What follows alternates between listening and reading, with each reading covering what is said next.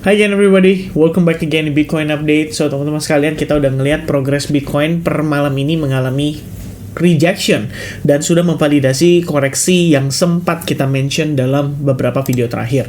Jadi teman-teman sekalian, ada dua poin ya, saya sempat highlight di sini. Salah satunya adalah market sampai dengan tadi malam itu sebenarnya masih wait and see.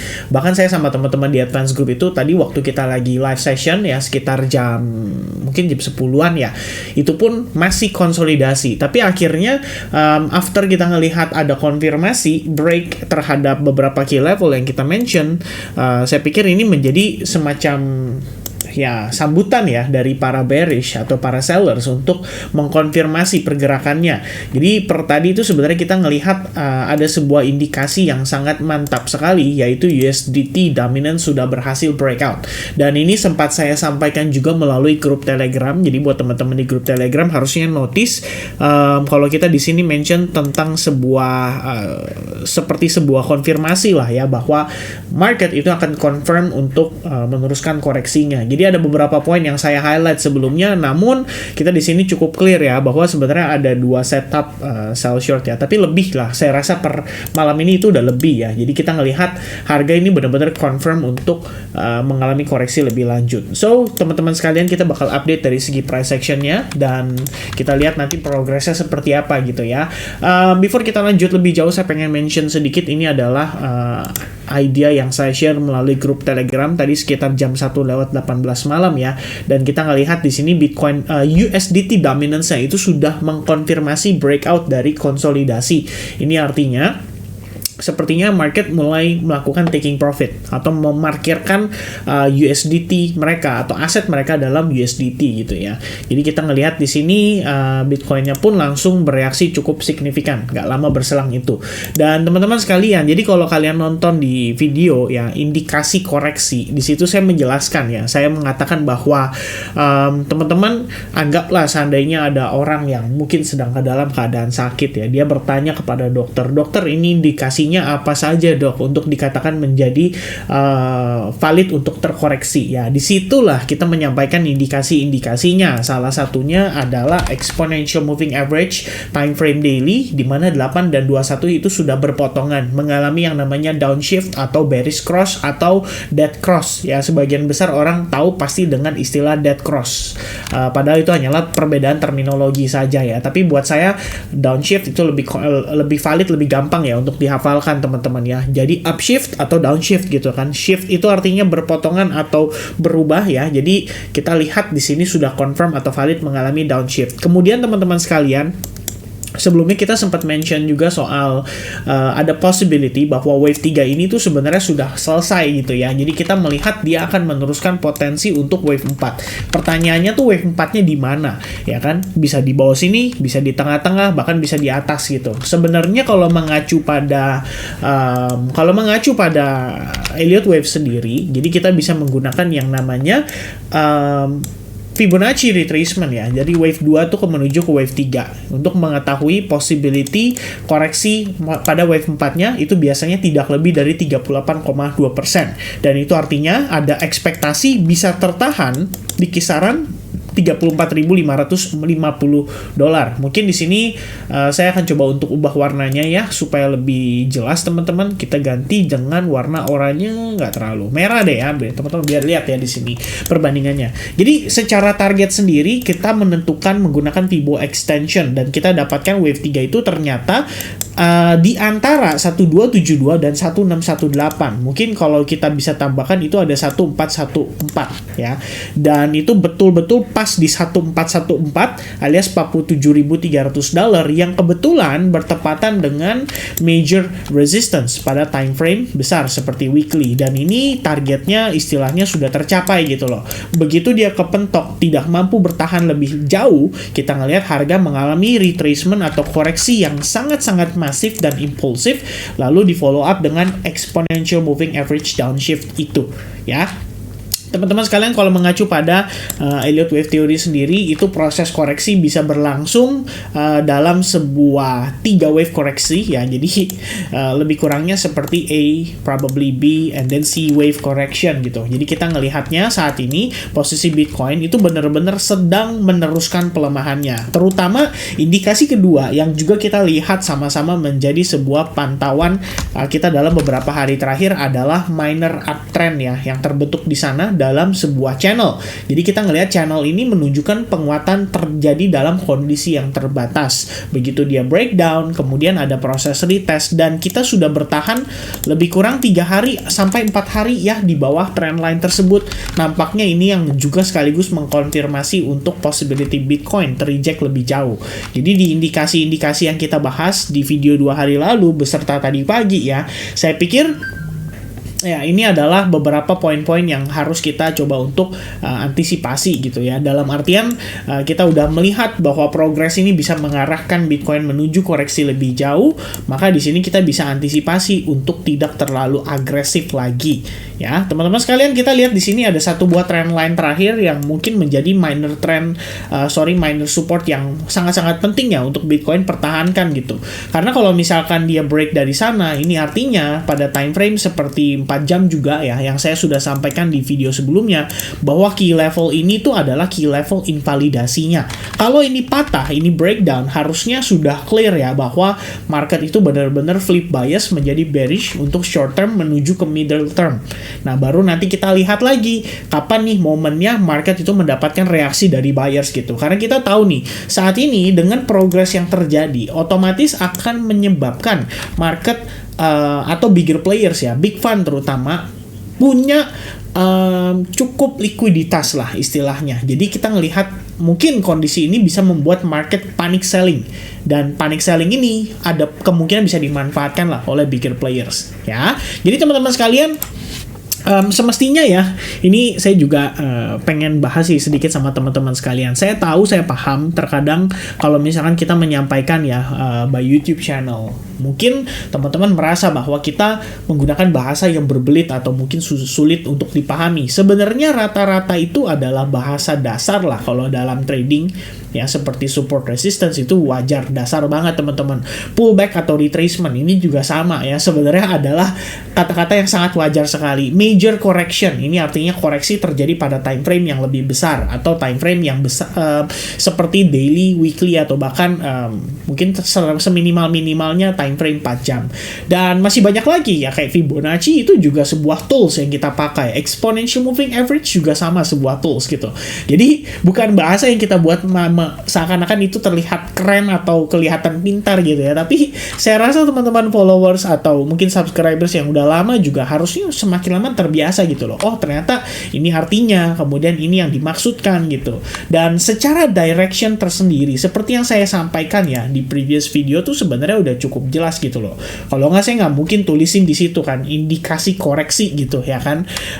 Dan sepertinya sudah dapat konfirmasinya gitu. Jadi sebenarnya saya menyatakan atau menjelaskan dengan cukup jelas bahwa kalau ditanya direction, ya menurut saya TBH itu, to be honest ya, atau sejujurnya saya lihat probabilitas lebih besar ke koreksi lanjutan. Nanti pada prosesnya itu bisa rebound dulu untuk nutup fair value gap imbalance di range 44.500, baru nanti possible ada rejection. Atau kita bisa aja ngelihat dia langsung mengkonfirmasi penurunannya. Jadi ada dua teman-teman sekalian ya, yang saya lihat di sini ya bisa dibilang ya menjadi bagian dari skenarionya gitu kan. Jadi kita ngelihatnya ya tergantung nih, dia breakout dulu, which is kita dapat opportunity untuk sell short dari atas, atau dia breakdown and retest, which is kita juga dapat opportunity untuk sell short. Nah, itu tinggal masing-masing bagaimana memanfaatkannya gitu ya. Dan di sini teman-teman sekalian, dengan terkonfirmasinya ini ya, sebetulnya sih belum teman-teman, kita butuh closing di jam 7 pagi untuk mengetahui ya apakah Bitcoin benar-benar valid closing di bawah atau dia hanya menciptakan tail candle atau wick candle seperti ini. Ya, itu juga bisa terjadi. Jadi, saya nggak mau terlalu overconfident dulu, apalagi overclaim bahwa kita menyadari bahwa ini istilahnya sudah valid gitu ya untuk mengalami koreksi gitu. Jadi, saya tidak mau klaim terlebih dahulu sampai kita benar-benar dapat konfirmasinya. Namun, untuk saat ini, all my long position itu udah keluar, udah exit gitu loh. Sebenarnya per tadi siang pun by Discord group kita udah mention ini untuk prepare istilahnya exit gitu ya dari long positionnya teman-teman. Jadi kalau tadi lihat jam berapa ya? Kayaknya sekitar sore ya teman-teman ya. Ya, BTC still consolidating, tapi yang saya khawatirkan ini jadi create base di range ini untuk possible next drop. Ya, ini jam 3 sore tadi sore ya, sekitar jam 8 tanggal 18 Januari. Tadinya saya pikir kita akan dibawa naik dulu untuk testing ke fair value gap, ternyata holding di bawah dengan create base kayak gini. Bisa jadi resiko untuk alts nanti kalau BTC-nya langsung turun gitu kan. Dan kita ngelihat Bitcoin-nya langsung turun. So kita tadi langsung taking action ya, kayak salah satunya Chainlink kita ngelihat opportunity untuk sell short, ya udah kita langsung sikat. Dan beberapa teman-teman lainnya juga sama punya perspektif yang serupa gitu ya. Kayak Say, mereka mau sell short, kemudian tadi ada Front juga opportunity-nya sell short gitu. Dan masih banyak lagi ya, sempat di-mention oleh teman-teman sekalian. Dan selebihnya ya udah, kita udah dapat direction ya, kita tinggal manfaatkan aja guys ya. Jadi dengan proses saat ini, saya pikir kita udah dapat lampu hijau lah minimal untuk taking action dan lebih kepada untuk sell short ketimbang maintain long positionnya. Jadi teman-teman yang udah lagi masih dalam kondisi long position mungkin boleh agak berhati-hati, mungkin boleh reduce positionnya by 50% gitu kan. Guna apa? Guna menjaga capital gitu loh. Kecuali nanti kita tiba-tiba ngelihat dia fake out ya. Kalau misalkan dia fake out, ada bullish engulfing, closing seperti ini, nah ini udah lain cerita. Berarti proses yang sekarang sedang berlangsung adalah liquidity sweep talk. Oke, teman-teman sekalian, mudah-mudahan cukup jelas, mudah-mudahan bisa ditangkap dengan baik saat ini.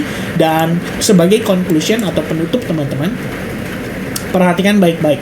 Bitcoin closing di bawah level ini, which is di bawah level 40.500 atau $40.000, maka ini akan membuka peluang up to 37.700, bahkan worst case ya, itu adalah 31.700. Mengapa demikian, teman-teman?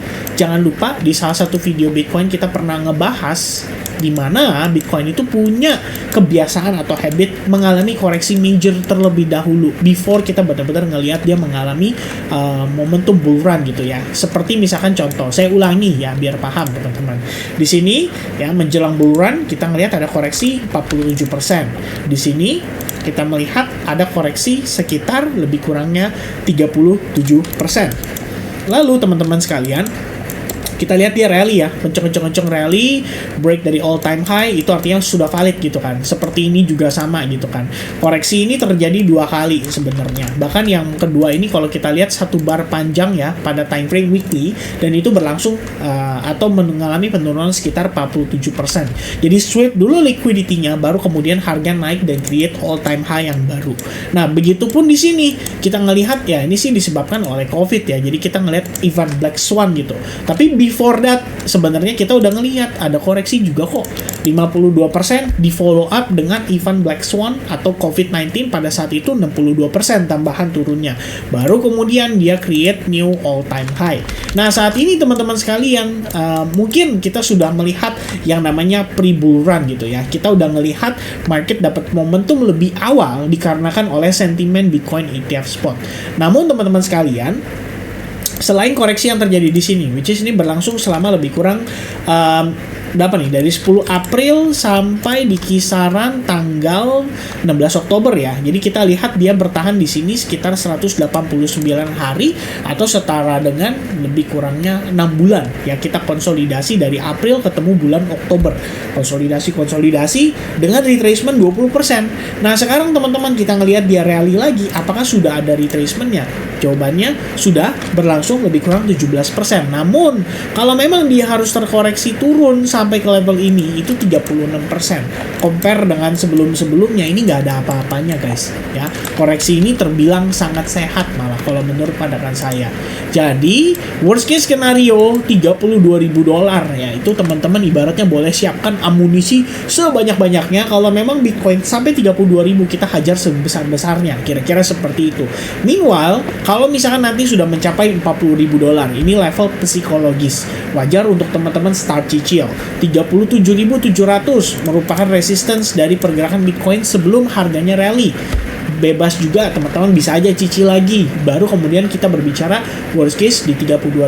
Tapi teman-teman, sekali lagi kita butuh konfirmasi time frame daily, dan yang lebih penting lagi adalah dia harus benar-benar valid close di bawah key level ini ya. Kalau misalkan secara body candle dia benar-benar valid close nih jam 7 pagi di bawahnya, nah ini berarti meningkatkan probabilitas untuk harga terkoreksi lebih jauh. Mungkin sedikit tambahan, barangkali teman-teman somehow di level ini kita bisa ketahan. Nah itu udah lain ceritanya ya. Yang pasti teman-teman sekalian, selama kita nggak ngelihat ada indikasi yang benar-benar kuat, entah itu fake out, entah itu bullish engulfing, baik itu time frame 4 jam atau mungkin 2 jam, maka teman-teman sebaiknya jangan terburu-buru berspekulasi bahwa ini adalah local bottomnya ya, kira-kira seperti itu. Yang pasti teman-teman sekalian, per Bitcoin breakdown ini kita sudah katakan bahwa dia valid punya lower low, maka supply terdekatnya itu ada di kisaran level $42.500.